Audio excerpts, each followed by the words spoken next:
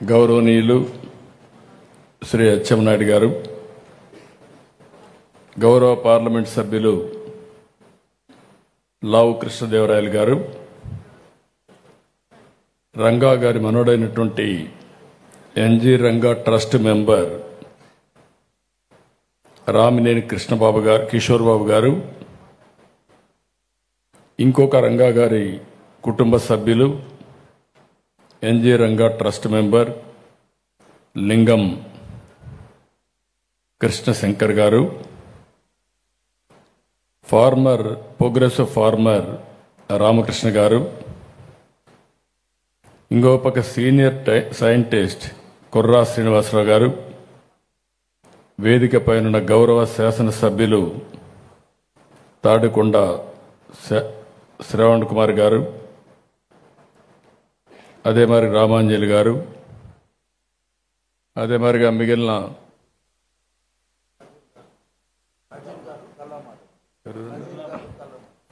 మాధవ్ గారు, నజీర్ గారు, కలెక్టర్ గారు, రంగా గారి కుటుంబ సభ్యులు, ఈరోజు ఈ కార్యక్రమానికి వచ్చినటువంటి సోదరి సోదరుమండలందరికీ నమస్కారాలు, అభినందనలు, శుభాభినందనలు. ఈరోజు మనందరం కూడా ఒక మంచి కార్యక్రమానికి ఇక్కడ సమావేశం అయ్యాం. ఆచార్య ఎన్జి రంగా గారు 125 సంవత్సరాలు పూర్తి చేసుకున్న సందర్భంగా ఈరోజు జయంతి ఉత్సవాలు జరుపుకుంటున్నాం. అదేవిధంగా ఈరోజు మనం ఆలోచిస్తే వందే మాతరం గీతాన్ని రచించిన రోజు, ఈ రోజుటికి 150 సంవత్సరాలు అవుతుంది. అది కూడా నవంబర్ 7వ తారీఖున ఆ గీతాన్ని ఆయన ఆ రోజు ఆలపించారు.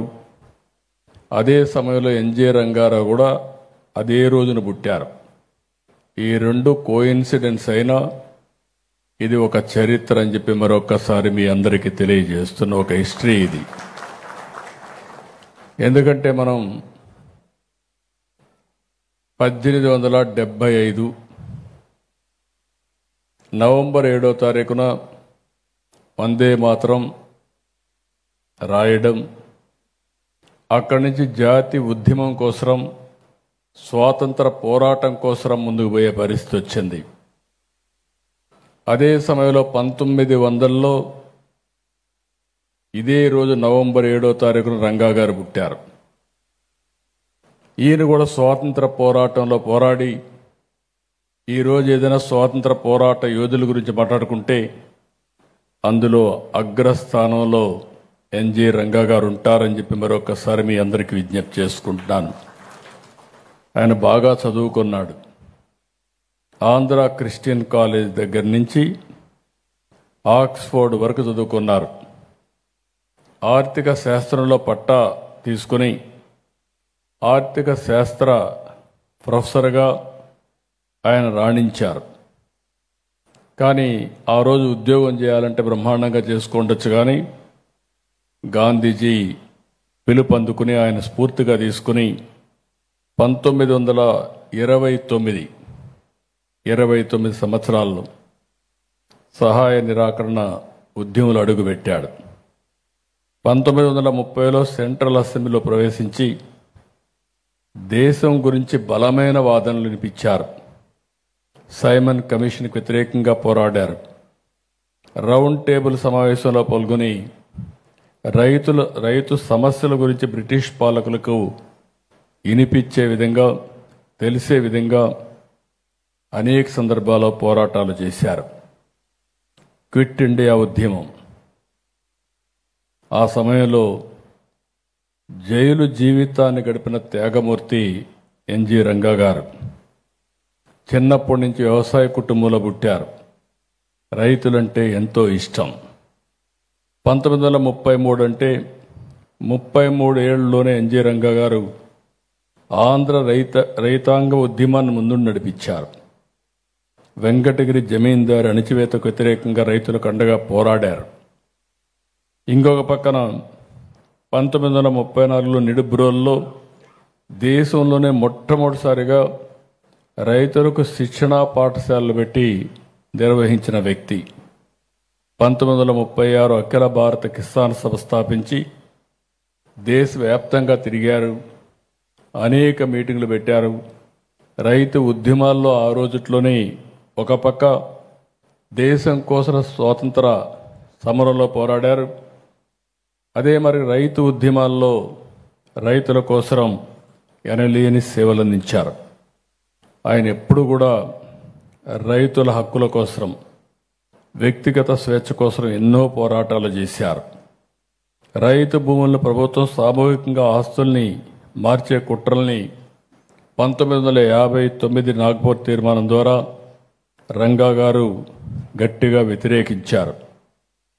1971 ప్రజాస్వామ్య బలగాలను ఏకం చేసే ప్రయత్నంలో ప్రధాన పాత్ర పోషించారు. ఆయన జీవితంలో కీలక ఘట్టం 1964 17వ రాజ్యాంగ సవరణకు వ్యతిరేకంగా పార్లమెంట్లో ప్రసంగించి రైతు భూమిని కట్టడి చేసే చట్టాన్ని ఆపారు. అదొక చరిత్ర. అదే సమయంలో మీరు ఒకసారి చూస్తే సాక్షాత్తు ఆనాటి నెహ్రూ ప్రధానమంత్రిగా ఉండి ఈయన ఒత్తిడికి తలవొగ్గారు. రంగాజీ, పార్లమెంట్లో ఉన్నంతకాలం భారత రైతు ధైర్యంగా నిద్రపోవచ్చు, అది మీ ఒక్కరికే సాధ్యమని చెప్పిన వ్యక్తి ఎన్జి రంగా గారు. ఎన్జి రంగా గారి జీవితం ఒక పోరాటమే కాదు, ఆయనలో ఒక రచయిత, శాస్త్రవేత్త, తత్వవేత్త ఉన్నారు. అందుకే ఆయన 65 పుస్తకాలు రాశారు. ఇంగ్లీష్లో 15 తెలుగులో రచనలు చేశారు. ప్రపంచ రాజ్యాంగ రూపకల్పన ఉద్యమంలో పాల్గొని వరల్డ్ కాన్స్టిట్యూంట్ అసెంబ్లీ ప్రక్రియలో సంతకం చేశారు. ఎన్జి రంగా పోరాటాలకు, సేవలకు ఎన్నో అవార్డులు వచ్చాయి. పద్మ విభూషణ అవార్డు వచ్చింది. ఆ రోజు ఇవన్నీ చూసిన తర్వాత నేను ముఖ్యమంత్రి అయిన మొదట్లో హైదరాబాద్ అగ్రికల్చర్ యూనివర్సిటీ ఉంటే ఆ యూనివర్సిటీకి ఎన్జి రంగా గారి పేరు పెట్టి ఆ యూనివర్సిటీ ముందుకు తీసుకుపోయాం. ఆ తర్వాత రాష్ట్రం విడిపోయిన తర్వాత కొత్త రాష్ట్రం వస్తే ఎన్జి రంగా గారి యూనివర్సిటీ పేరు మార్చారు.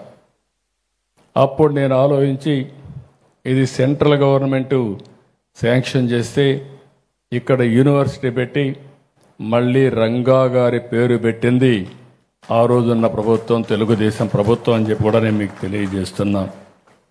ఇది ఎందుకు చేశామంటే ఇవన్నీ కూడా ఒక నాయకుడికి మనం ఇవ్వాల్సిన గౌరవం, ఒక భావితరాలకు ఒక స్ఫూర్తినిచ్చే విధంగా మనం ముందుకు పోవాల్సిన అవసరం ఉంది.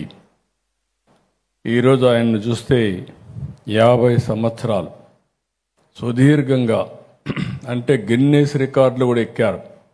ఏకైక పార్లమెంటు మెంబర్, జీవిత కాలంలో 50 సంవత్సరాలు పార్లమెంటు మెంబర్గా ఉన్న వ్యక్తి ఎన్జి రంగా గారు.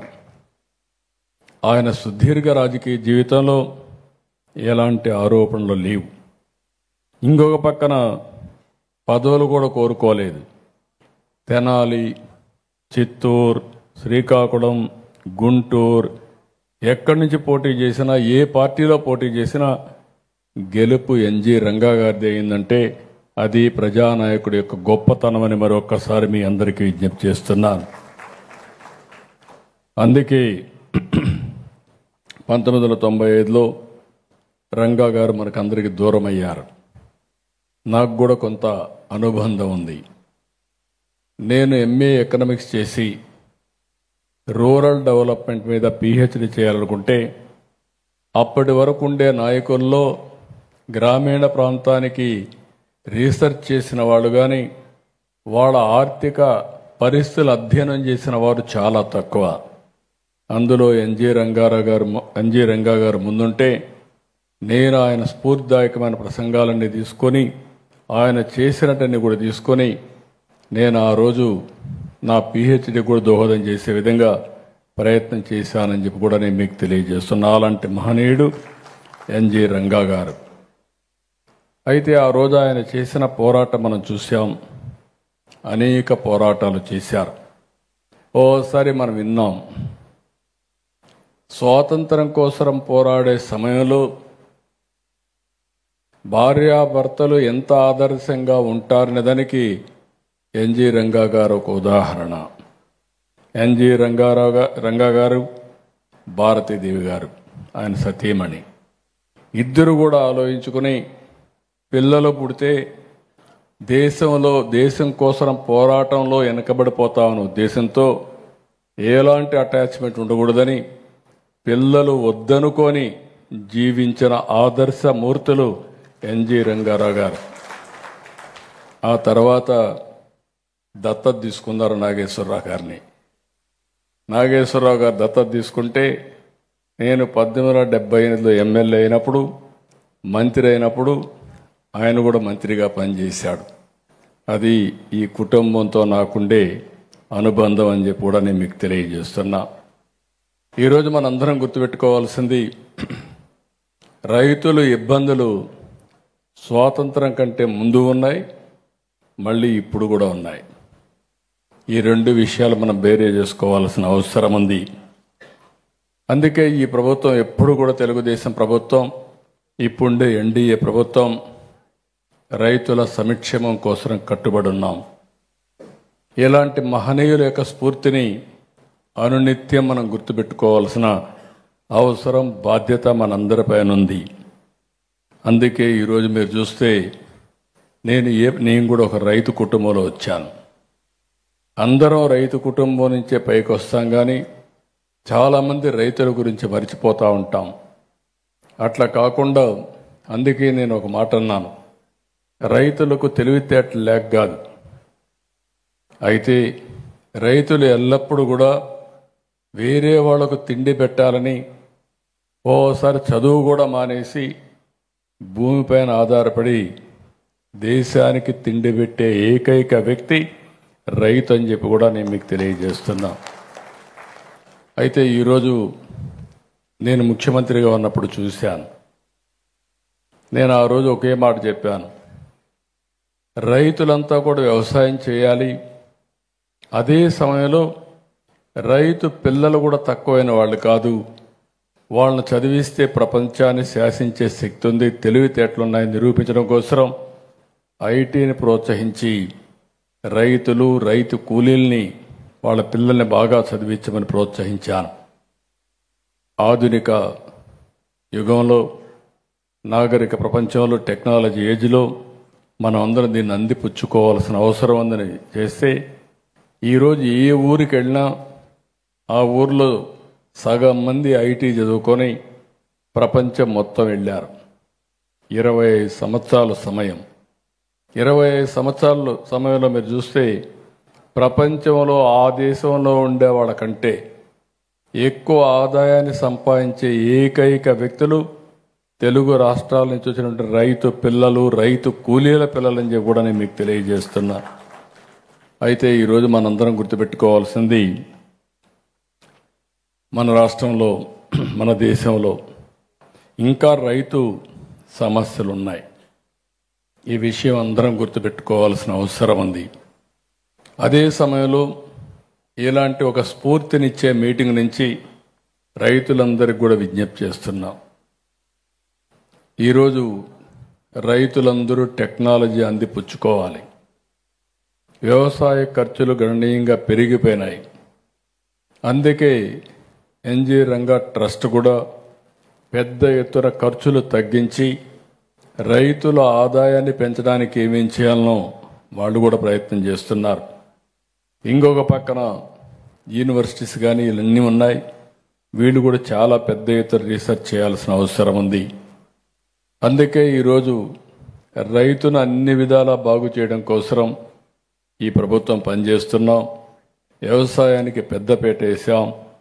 ఇంకొక పక్క మీరు ఒక్కసారి చూస్తే ఎప్పుడు కూడా రైతుకు ఆదాయం పెరగాలంటే ఖర్చులు తగ్గాలి, ఉత్పత్తి పెరగాలి, అప్పుడే ఆదాయం పెరిగే పరిస్థితి వస్తుంది. అందుకే మొన్న కూడా మీరు చూస్తే ఎప్పుడు తెలుగుదేశం పార్టీ అధికారం ఉన్నా రైతు సంక్షేమం కోసం పనిచేస్తున్నాం. ఎప్పుడు కూడా తలసరి ఆదాయం కానీ, ఇంకొక పక్కన ఏదైతే అగ్రికల్చర్ జిఎస్టిపి కాంట్రిబ్యూషను ఎప్పుడూ తెలుగుదేశం వస్తే ఎక్కువగా ఉంటుంది. ఈ సంవత్సరం మీరు చూస్తే 14-19 5 ఏళ్ళు వ్యవసాయ రంగం జీఎస్టీపీలో 16.6% పెరిగింది క్యుములేటివ్గా 5 ఏళ్ళు చూస్తే. ఆ తర్వాత అది 10%కు తగ్గిపోయే పరిస్థితి వచ్చింది. మళ్ళీ ఈరోజు 2024-25 15.45%కి పెంచాం. అంటే ఇవన్నీ కూడా మనం చూసినప్పుడు ఎక్కడికక్కడ ఈ యొక్క జీఎస్టీపీ పెరిగినప్పుడు రైతుకు కూడా ఆదాయం పెరిగే పరిస్థితి వస్తుంది. అదే మరి ఈరోజు మీరు చూస్తే 23-24 ఖరీఫ్లో రబీలో చూస్తే 48 లక్షల ధాన్యాన్ని కొనుగోలు చేసి 6,000 కోట్లు మాత్రం ఇచ్చి 1,674 కోట్ల రూపాయలు బకాయిలు పెట్టి వెళ్ళిపోతే రైతులు రోడ్డు మీదకి వచ్చినా పట్టించుకోకపోతే వస్తానే అవన్నీ క్లియర్ చేశాం. 24-25లో 55,79,000 టన్నుల ధాన్యాన్ని 12,857 కోట్లు కొని దగ్గర మీరు చూస్తే రైతులందరూ కూడా 8 లక్షల మందికి రైతులకి 24 గంటలు డబ్బులు పే చేశాం. ఈరోజు కూడా ఒకటే ఆమె ఇస్తున్న ఆర్థిక ఇబ్బందులున్నాయి, సమస్యలున్నాయి. 5 ఏళ్ళు రాష్ట్ర ఆర్థిక వ్యవస్థే కాకుండా అన్ని వ్యవస్థలు విచ్ఛిన్నం అయిపోయినాయి. చాలా సమస్యల సుడిగుండంలో ఉన్నాం. అయినా కూడా రైతుకు అన్యాయం జరగకూడదు, ఇబ్బంది రాకూడదనే ఉద్దేశంతో 24 గంటల్లో వాళ్ళ యొక్క పంట తీసుకున్న 24 గంటల్లో డబ్బులు వాళ్ళ అకౌంట్లో వేసే బాధ్యత ఈ ప్రభుత్వం తీసుకుంటున్నామని చెప్పి కూడా నేను మీకు తెలియజేస్తున్నా. ఆ రోజు రైతు భరోసా కింద 7,500 ఇస్తే ఈరోజు ఇబ్బందులున్నా 14,000 చేశాం.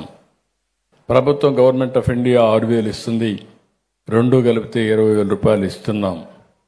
మొన్నని 3,174 కోట్ల రూపాయలు అన్నదాత సుఖీభవ కింద రైతు అకౌంట్కి వేసాం.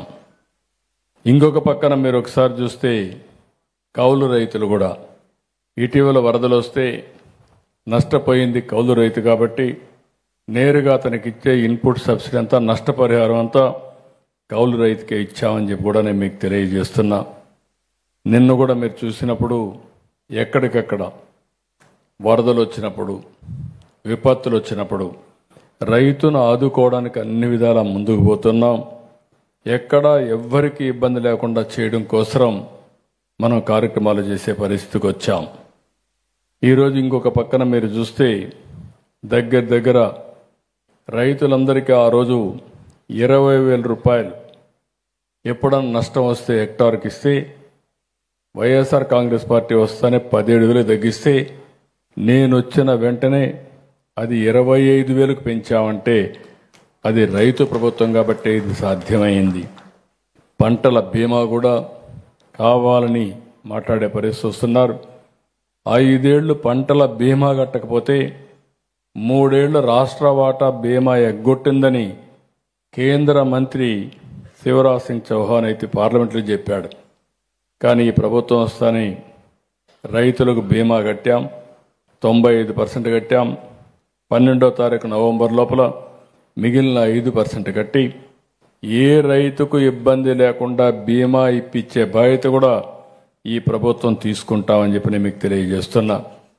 రైతుకు ఎక్కడ కూడా గిట్టుబాటు ధర పడిపోయినప్పుడు అనేక సందర్భాల్లో రైతాంగం ఇబ్బందులు పడుతున్నారు. దీనికోసం మామిడికి 260 కోట్ల రూపాయలు వాళ్ళకి గిట్టుబాటు ధర ఇచ్చాం, అదనంగా ఇచ్చాం. పొగాకు 273 కోట్లు ఖర్చు పెట్టి వాళ్ళని ఆదుకున్నాం. కోకోకి 14 కోట్లు ఇచ్చాం. కాఫీకి 50 కేజీలు చొప్పున ఎకరానికి 5,000 రూపాయలు, మిర్చికి 130 కోట్లు ఖర్చు పెట్టాం. ఇది కాకుండా ఇంకా మీరు చూస్తే టమాటాకు 12 కోట్లు, ఉల్లి దెబ్బతింటే ఒక హెక్టార్కి 50,000 రూపాయలు చొప్పున 100 కోట్లు ఖర్చు పెట్టే పరిస్థితికి వచ్చాం. రాయలసీమ కరువు ప్రాంతంలో డ్రిప్ ఇరిగేషన్ ఆపేస్తే మళ్ళీ ఈరోజు డ్రిప్ ఇరిగేషన్ ఇస్తున్నాం. 100కి ఎస్సీ ఎస్టీ రైతులైతే 100% ఇస్తున్నాం. మిగిలిన వాళ్ళందరికీ 50 నుంచి 90% ఇచ్చే పరిస్థితికి వచ్చాం. నేను ఒకటే ఆలోచిస్తున్నా, రైతాంగానికి కూడా విజ్ఞప్తి చేస్తున్నా.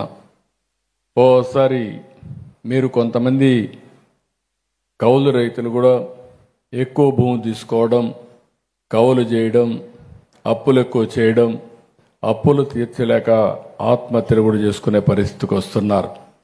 ఇలాంటివి వచ్చినప్పుడు ఎంత చేయగలుగుతామో అంతే చేయడం, ఏ రైతు కూడా అధైర్యపడద్దని చెప్పి మరొకసారి విజ్ఞప్తి చేస్తున్నా. ఓసారి ఇబ్బందులు వస్తాయి. ఇబ్బందులు వచ్చినప్పుడు ధైర్యంగా ఫేస్ చేయాలి తప్ప ఆత్మహత్యలు చేసుకోవడం పరిష్కారం కాదు. ఈ విషయం కూడా రైతాంగం మొత్తం గుర్తుపెట్టుకోవాల్సిన అవసరం ఉంది. ఈ ప్రభుత్వం చాలా స్పష్టంగా ఉన్నాం. మీకు ఒకటే విజ్ఞప్తి చేస్తున్నాను, ప్రతి ఒక్క విషయంలో కూడా మీకు అండగా ఉంటాం. రైతులకి పావలా వడ్డీకే రుణాలు ఇప్పించడం కోసం దానికి కూడా బడ్జెట్లో డబ్బులు పెట్టాం. ఇలాంటి కార్యక్రమాలే కాకుండా ఏ రైతు కూడా ఇబ్బంది పడకుండా ఉండడానికి ఏమేం చేయాలో అన్ని కార్యక్రమాలు చేస్తున్నాం. ఇంకొక పక్కన మీరు చూస్తే సాగునీరు, రైతుకు కావాల్సిన వ్యవసాయం జరగాలంటే ఎక్కడికక్కడ సాగునీరు ఉండాలి. నీరుంటే వ్యవసాయం సుజావుగా జరుగుతుంది. అందుకని ఈ సంవత్సరం నాకు చూసినప్పుడు ఈ ప్రభుత్వం తీసుకున్న అన్ని జాగ్రత్తల వల్ల మైన్ ఇరిగేషన్ ట్యాంకులు కానీ, మీడియం ఇరిగేషన్ ట్యాంకులు కానీ, అదే మరిగా మేజర్ ఇరిగేషన్ రిజర్వాయర్స్ కానీ అన్నిట్లో నీళ్లు పెట్టే పరిస్థితికి వచ్చాం. 95% ట్యాంకుల్లో రిజర్వాయర్లు నీళ్లున్నాయంటే దగ్గర దగ్గర 1100 టీఎంసీ నీళ్లు మనం జలాశయాల్లో పెట్టుకోవాల్సి వస్తే దగ్గర దగ్గర 1000 టీఎంసీ నీళ్లు జలాశయాల్లో ఉన్నాయంటే అది తెలుగుదేశం ప్రభుత్వం, ఎన్డీఏ ప్రభుత్వం తీసుకున్న జాగ్రత్త, చొరవ అని చెప్పి కూడా నేను మీకు తెలియజేస్తున్నా. ఒకప్పుడు రిజర్వాయర్ అన్నీ కూడా ప్రమాదంలో ఉండేటివి. కనీసం గేట్లు కూడా మెయింటైన్ చేయలేని పరిస్థితికి వచ్చారు. ఈరోజు ఎక్కడ చూసినా ఏ ప్రాజెక్టుకు కూడా డబ్బులు ఖర్చు పెట్టి ముందు జాగ్రత్తగా మెయింటైన్ చేస్తున్నాం. నేను ఒకటే ఆలోచిస్తున్నాను, రాష్ట్రానికి ఒకప్పుడు 2 సమస్యలు ఎక్కువ ఉండేటివి. నేను కూడా సుదీర్ఘ రాజకీయాలు నేను చూశాను. రాయలసీమ మొత్తం ఎక్కడికక్కడ కరువు, ఓసారి నీళ్లు లేకుండా కనీసం తాగడానికి నీళ్లుండవు. 10 సంవత్సరాలు పంట వేస్తే 8 సంవత్సరాలు ఎండిపోయే పరిస్థితి. అలాంటిది ఈరోజు ఎన్టీ రామారావు గారి స్ఫూర్తితో అన్ని రిజర్వాయర్లు పూర్తి చేయగలిగాం. రాయలసీమలో మొత్తం ఒక చరిత్ర రాయడానికి శ్రీకారం చుట్టిన పార్టీ ఈ తెలుగుదేశం పార్టీ అని చెప్పి కూడా నేను మీకు తెలియజేస్తున్నా. నేను ఒకటే నా జీవితంలో ఆలోచిస్తున్నాను, ఈ రాష్ట్రంలో ఒక సమస్య కరువుని శాశ్వతంగా నివారించడానికి కార్యక్రమాలు చేపట్టాం. అది సమర్థవంతంగా చేయగలుగుతాం. రెండో పక్కన తుఫాన్లు కూడా వస్తూ ఉంటాయి. రైతు నష్టపోయేది రెంట్తో నష్టపోతున్నారు. మూడోది మీరు ఒకసారి ఆలోచిస్తే పండించిన పంట అనేక కారణాల వల్ల గిట్టుబాటు ధర రాకుండా పోవడం. ఈరోజు ప్రజల్లో కూడా ఆహారం ఒక పక్కన నిన్నే చూశారు మీరు. మన రాష్ట్రంలో తుఫాన్ వస్తే ఆ తుఫాన్ అయితే రాష్ట్రాన్ని అతలాకుతలం చేసే పరిస్థితి వస్తే దాని నుంచి ఏ విధంగా బయటపడాలని ఆలోచించినప్పుడు టెక్నాలజీని పర్ఫెక్ట్ చేసి ప్రాణ నష్టాన్ని పూర్తిగా తగ్గించగలిగాం. ఇంత పెద్ద తుఫాన్ వస్తే 2 చనిపోయారంటే అది కూడా మేము ఎన్ని చెప్పినా వినకుండా తెల్లవారితో నిద్రలేసి మామూలుగా వాళ్ళు చేసే మార్నింగ్ కాల్స్ కోసం బయట పోవడం. ఇంకొక అతను ఎన్ని చెప్పినా వినకుండా సముద్రంలో ఒక చిన్న బోట్ ఉంటే దాన్ని బయట దగ్గర తెచ్చుకోవాలని చెప్పి పోవడం. వీళ్ళిద్దరూ చనిపోయే పరిస్థితి వచ్చింది. వాళ్ళు కూడా చనిపోకూడదనేది నా కోరిక. అదే సమయంలో చాలా వరకు రిజర్వాయర్స్ అన్ని మేనేజ్ చేశాం. ఎంత వర్షం పడుతుందో చూసాం, ఫ్లడ్ మేనేజ్మెంట్ చేశాం, ఇంటింటికి అలర్ట్ చేశాం, ప్రతి ఒక్కరి ఇంటికి వెళ్ళి జాగ్రత్తలు చెప్పాం. దీనివల్ల కొంతవరకు ఆస్తి నష్టాన్ని, పూర్తిగా ప్రాణ నష్టాన్ని కాపాడింది ఈ ప్రభుత్వం అని చెప్పి కూడా నేను మీకు తెలియజేస్తున్న. భవిష్యత్తులో కూడా ఇదే విధంగా ముందుకు పోతాం. అదే సమయంలో మన రైతాంగానికి అందరికి పిలిపిస్తున్నా, ఎంతోమంది త్యాగాలు చేశారు. ఎంతోమంది నాయకులు రైతుల కోసం పనిచేశారు. ఈరోజు ప్రపంచం మొత్తం ఆహారపు అలవాట్లు కూడా మారిపోయినాయి. ఒకప్పుడు ప్రతి ఒక్కరు కూడా రైసే తినేవాళ్ళం. ఒకప్పుడు ఎన్టీ రామారావు గారు తెలుగుదేశం పార్టీ పెట్టక మునుపు రాయలసీమలో రైస్ కూడా తినేది వాళ్ళు కాదు. రాగులు, సజ్జలు, జోనులే తినేవాళ్ళు. ఫస్ట్ టైం అన్నం తినే పరిస్థితి వచ్చిందంటే అది ₹2 కేజీ బియ్యంతో ప్రారంభమైంది. ఇది వాస్తవం. అయితే ఈరోజు మీరు ఇంకొకసారి ఆలోచిస్తే ఎక్కడికక్కడ ఆహారపు అలవాట్లు మారిపోతున్నాయి. రైస్ తినేవాళ్ళు తగ్గిపోతున్నారు. ఎందుకంటే ఈ రోజంతరం కూడా ప్రోటీను లేకుంటే కార్బోహైడ్రేట్స్ తగ్గించి న్యూట్రిషియస్ ఫుడ్కి వెళ్ళిపోయే పరిస్థితికి వస్తూ ఉంది. అందుకే రాష్ట్రంలో కూడా రైతాంగం మారాల్సిన అవసరం ఉంది. ఆ మార్పు కోసమే రాయలసీమను ఒక హార్టికల్చర్ హబ్గా, కోస్టల్ ఆంధ్రప్రదేశ్ని ఒక అక్వాకల్చర్ హబ్గా, వాణిజ్య పంటలకు ఎక్కువ ప్రాధాన్యత ఇచ్చి ప్రపంచంలో మారిన ఆహారపు అలవాట్ల ప్రకారం మనం కూడా పంటల మార్పిడి చేసుకోవాల్సిన అవసరం ఉంది. ఇంకొక పక్కన మనం ఒకసారి ఆలోచిస్తే మనం పండించిన పంటలు కొన్ని దేశాలు దిగుమతి చేసుకోవడానికి కూడా ఇష్టపడడం లేదు. దానికి కూడా కారణం ఉంది. మనం ఎక్కువ ఎరువు వేస్తున్నాం. ఇంకొక పక్క క్రిమి సంహారక మందులు ఎక్కువ కొడుతున్నాం. ఈ రెంటి వల్ల ఆ దేశాల్లో టెస్టులు వచ్చేసాయి. ఒకప్పుడు టెస్ట్ చేయడానికి అవకాశం లేదు కాబట్టి తినేసేవాళ్ళు, కానీ ఇప్పుడు టెస్టులు వచ్చిన తర్వాత రిజెక్ట్ చేసేస్తున్నారు. మీరందరూ గుర్తుపెట్టుకోవాలి, ఇటీవల పంజాబ్, ఒకప్పుడు ఆంధ్ర, పంజాబ్ 2 రాష్ట్రాలు దేశానికి అన్నపూర్ణ. తిండి కావాలంటే ఈ రాష్ట్రాల నుంచి బియ్యం రావాలి, అప్పుడే మనం అందరం కూడా అన్నం తినేవాళ్ళం. అలాంటిది ఈరోజు పంజాబ్లో ఒక ట్రైన్ ప్రతిరోజు ఒక 2 ట్రైన్లు ఢిల్లీకి వెళ్తాయి. ఢిల్లీకి ఎందుకు వెళ్తాయంటే క్యాన్సర్ పేషెంట్లు తీసుకొని ఢిల్లీకి ట్రీట్మెంట్ తీసుకుపోయే పరిస్థితికి వచ్చింది. అంటే మనం పండించే పంట ఎంత ప్రమాదమో మనం గుర్తుపెట్టుకోవాల్సిన అవసరం ఉంది. అందుకే నేను 15-16 ప్రాంతంలోనే నేచురల్ ఫార్మింగ్కి, ప్రకృతి సేద్యానికి ముందుకు పోయాం. మంచి ఫలితాలు వస్తున్నాయి. ఈరోజు ప్రపంచంలోనే నేచురల్ ఫార్మింగ్ ఎక్కువ పండించే రాష్ట్రం ఆంధ్రప్రదేశ్ రాష్ట్రం. అలాంటి రాష్ట్రంలో మీరు మళ్ళీ ఒకటేసారి చెప్తున్నా, దానికి అగ్రిటెక్ను కూడా జోడిస్తాం.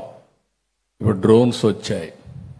డ్రోన్స్ వల్ల మీరు ఒకసారి చూస్తే అవసరమైతేనే ఈ యొక్క పురుగు మందు వాడతాం, అవసరం లేకపోతే వాడాల్సిన అవసరం లేదు.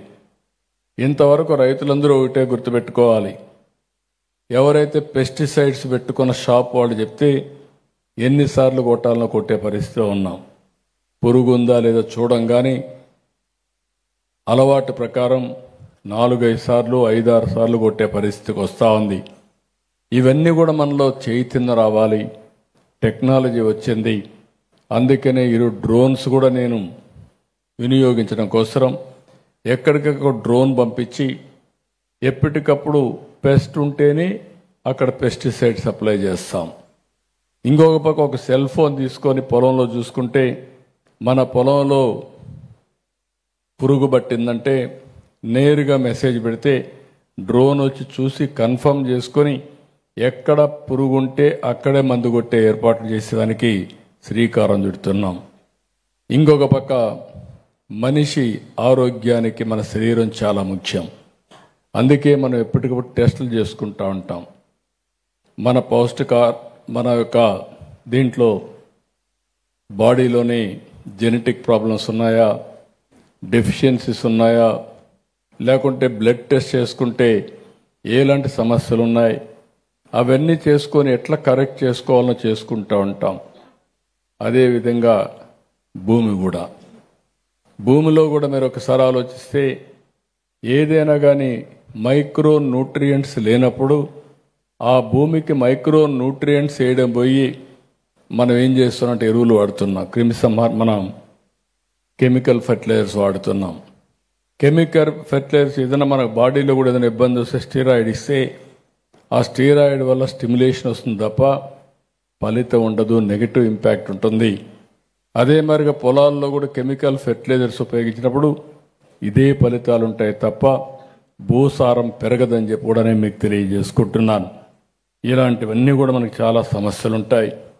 అందుకే నేను ఒకటే చెప్తున్నా, ఈరోజు ఇలాంటి సమావేశాలు అవసరం. ఈరోజు ఎన్జి రంగా గారు ఒక స్ఫూర్తి ప్రదాత. ఎవ్వరూ పెట్టనప్పుడే గ్రామాల్లో గ్రామ సభలు పెట్టి చిన్న చిన్న మీటింగ్లు పెట్టి ప్రజా చైతన్యం తీసుకొచ్చిన వ్యక్తి ఎన్జి రంగా గారు అని చెప్పి కూడా నేను మీకు తెలియజేస్తున్నా. దేశంలో రైతుల కోసం పోరాడిన వాళ్ళు చాలా తక్కువ. ఆ విధంగా పోరాటం చేసిన వారిలో అగ్రస్థానంలో ఎన్జి రంగా గారు ఉన్నారని చెప్పి కూడా నేను మీకు తెలియజేసుకుంటున్నాను. ఈరోజు ఇక్కడుండే ట్రస్ట్ కూడా నేను ఇప్పుడే కుటుంబ సభ్యులతో మాట్లాడినప్పుడు వారు ఒకటే మాట్లాడుతున్నారు. కిషోర్ కుమార్ గారు ఆయన వేరే విధంగా సంపాదించిన డబ్బులు రంగా గారి స్ఫూర్తితో ఇక్కడ ఖర్చు పెట్టే పరిస్థితికి వచ్చారు. ఇది ఉదాత్తమైన కార్యక్రమం అని చెప్పి నేను మీకు తెలియజేసుకుంటూ వారి కుటుంబ సభ్యుల్ని మనస్ఫూర్తిగా అభినందిస్తున్నా. 125 సంవత్సరాల తర్వాత కూడా మరిచిపోకుండా ఆయన వారసత్వాన్ని కాపాడుకోసం మళ్ళా రైతుల పట్ల పక్షపాతిగా ఉండడానికి మీ కుటుంబం పనిచేస్తూ ఉంది. అలాంటి కుటుంబాన్ని మరొక్కసారి మనస్ఫూర్తిగా అభినందిస్తూ ఈరోజు ఈ యొక్క కార్యక్రమానికి వచ్చిన మిమ్మల్ని అందరినీ కూడా మరొక్కసారి విజ్ఞప్తి చేస్తున్నా. వందే మాత్రం ఏ విధంగా అయితే మనకు ముఖ్యమో అదేవిధంగా ఎన్జి రంగా గారు చెప్పిన మాటలు కూడా చాలా ముఖ్యం. ఆయన ఒక మాట చెప్పాడు, రైతు గౌరవం దేశ గౌరవం, రైతు అభివృద్ధి దేశాభివృద్ధి. ఆ రోజు చెప్పిన ఆ మాట శాశ్వతంగా గుర్తుంటుంది. ప్రతి ఒక్కరు కూడా దీన్ని గుర్తుపెట్టుకొని మన వంతు బాధ్యతగా మనం పనిచేయాల్సిన అవసరం ఉందని చెప్పి తెలియజేసుకుంటూ మరొకసారి ఎన్జి రంగా గారికి నా నివాళులర్పిస్తూ మనందరం కూడా ఆయన చూపించిన దారిలో నడుస్తామని చెప్పి మరొకసారి హామీ ఇస్తూ అందరికీ నమస్కారాలు. జై హింద్, జై హింద్.